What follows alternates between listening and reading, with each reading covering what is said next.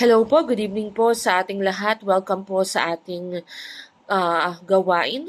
Tayo po ay nasa 38th season na po ng ating prayer and fasting for the nation. At tayo po ay may tema na my most profound supernatural experience that changed my life. Tayo po muna ay magdasal. Lord, maraming salamat po, Panginoon, sa gabing ito na ipinagkaloob niyo po sa bawat isa, Panginoon. Pinupuri ka po namin, Lord, sinasamba ka po namin. Ikaw lamang po ang aming Diyos na buhay, Panginoon.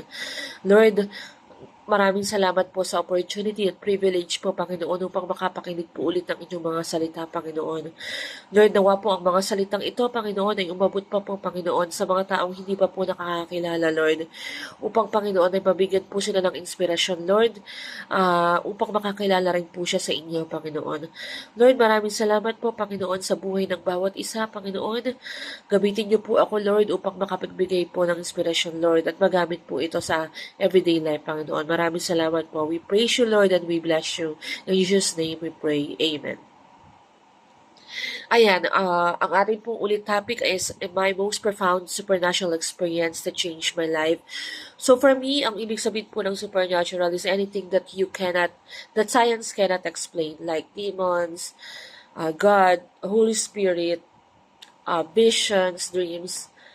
Sabi po sa 1 Timothy 1:17, to the King of the ages, immortal, invisible, the only God, be honor and glory forever and ever. So, si Lord lang po or si Jesus lamang po ang King of all ages. Siya raw po ay immortal, invisible, we cannot see Him but we can feel Him. Amen po. Ang mai-share ko pong experience is yung time po na nagkasakit po yung bunso ko pong anak. So, 50-50 po siya. As in, parang mamamatay na po siya during that time. Lagi ko pong sinasabi na it's a miracle po na nabuhay po ulit ang batang iyon at ngayon po ay super healthy niya po. Siya po ay 9 years old na po. So, during that time po, parang pabalik-balik po kami sa hospital. So, ang huling hospital po na napuntahan po namin is yung Philippine Children's Hospital po sa Quezon City. So, while po yung anak ko po nakahiga, tinuturukan po siya. Parang hindi ko po siya kayang makita na kasi sobrang liit pa po niya. 4 months pa lang po siya noon. Parang tinuturukan po siya sa iba't ibang bahagi po ng katawan niya kasi po hindi po mahanap yung ugat para for dextrose po. So, umalis po ako and then umupo po ako sa isang tabi.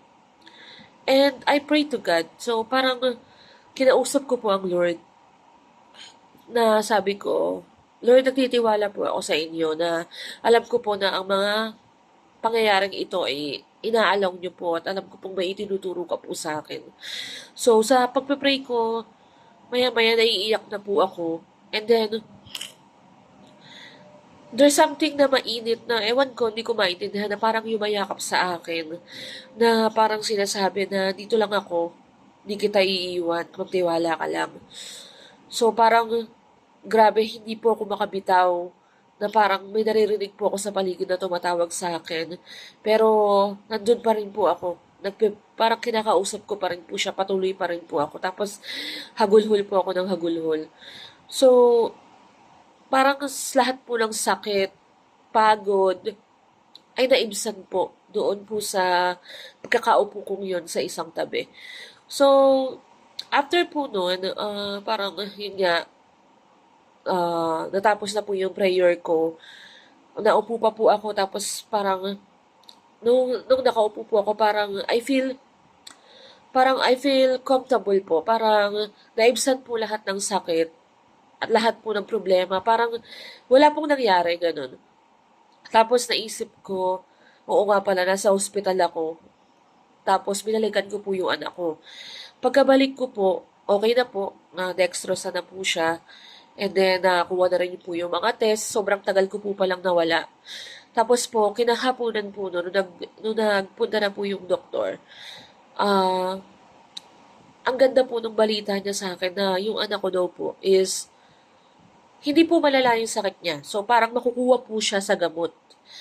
So, after 2 days po dun sa Philippine Children's Hospital po, nakalabas na po kami. And then, tuloy-tuloy na po yung paggaling ng anak ko, pero tuloy pa rin po yung prayer ko. sobrang pasasalamat ko. Siguro po masasabi ko po ang tinuro po sa akin ng Panginoon doon ay yung magtiwala po ako. Kasi it's way back 2014. So parang medyo bago pa po akong mananampalataya. So, parang itinuturo po sa akin ng Panginoon na ang lahat ng problema po natin ay pwede po nating ibigay sa Kanya. Magtiwala lang po tayo, mag-pray po tayo deeply, kilalanin po natin siya, magbalik loob po tayo sa Kanya. Kasi during that time po, hindi na po ako ganong church kasi busy nga po ng anak and then sa work po. So, mula po noon, sobra po talaga yung pagpe-pray ko araw-araw. Pasasalamat ko dahil ibinigay niya pa po ang anak ko sa akin. Hindi niya po hinayaan na kunin ito kasi 50-50 na po siya. Nagbabayolate na po siya and then hindi na rin po makahinga. Pero I can say na it's a miracle po na nabuhay po ang anak ko. Dahil, yun nga po, hindi ko po akalain na mabubuhay pa po siya sa kalagayan na yun na sobrang payat na po. And nagkukulay violet na po siya.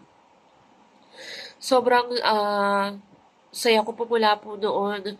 Talaga pong linggo-linggo, nag-church po ako. Even though I don't have ministry during that time, sa loob ng church, I'm sharing the word of God po sa mga kasamahan ko po sa trabaho. Isa pong lagi ko pong pinapatotoo sa kanila is yung nangyari na po na yun sa akin at hindi nga po sila makapaniwala. So, ang conclusion ko po is God is always there. Parang magtiwala ka lang sa Kanya, magdasal ka lang, ibibigay niya yung desire ng heart mo kung talagang inaalaw ito ng Panginoon. So, He is immortal. He is the only God na kailangan nating i-honor and give glory sa habang buhay. So, habang buhay ko pong dadalhin at ipapatotoo ang nangyaring ito po sa anak ko. Ayun lang po. Maraming salamat po. Tayo po ulit ay mag-pray. Lord, maraming salamat po sa inyong mga salitang na i-share, Panginoon.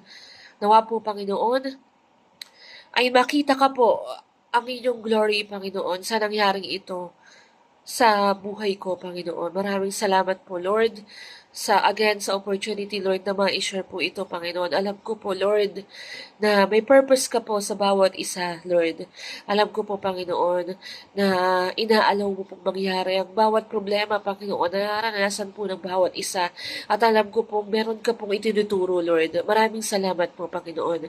Maraming salamat rin po, Lord, sa buhay ng bawat isa, Panginoon, sa kung saan man po nakakaabot, Panginoon, ang word na ito or pag-share na ito, Panginoon, nawa po'y ma-inspire po sila, Panginoon, at magtiwala po sa inyo, Lord, sa kabila na po ng kung ano man po ang kinakaharap nila, Lord. Maraming salamat po, Panginoon. Give us strength, Panginoon, sa araw-araw upang harapin, Panginoon, nawa po, Panginoon, ay lagi niyo po kaming samahan, Panginoon, at i-guide, Lord, saan man po kami magpunta. Maraming salamat po. We praise you, Lord, and we bless you. We glorify your name, Panginoon. In Jesus' name we pray. Amen. God bless everyone. Maraming salamat po.